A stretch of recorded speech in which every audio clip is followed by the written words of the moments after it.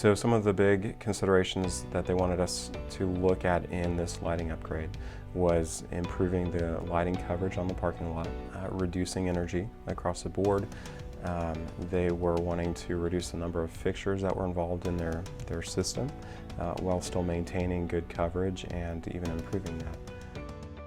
In providing a proposal for this project, we were able to put together a lighting layout that showed the estimated lighting levels after the upgrade to LED.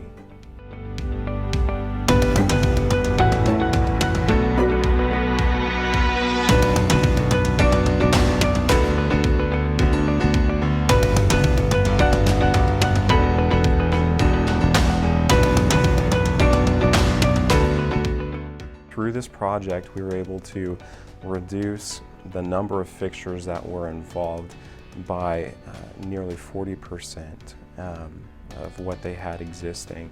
And in terms of energy reduction, we saw an 80% reduction, nearly 106,000 watts of system load that we were able to reduce and save.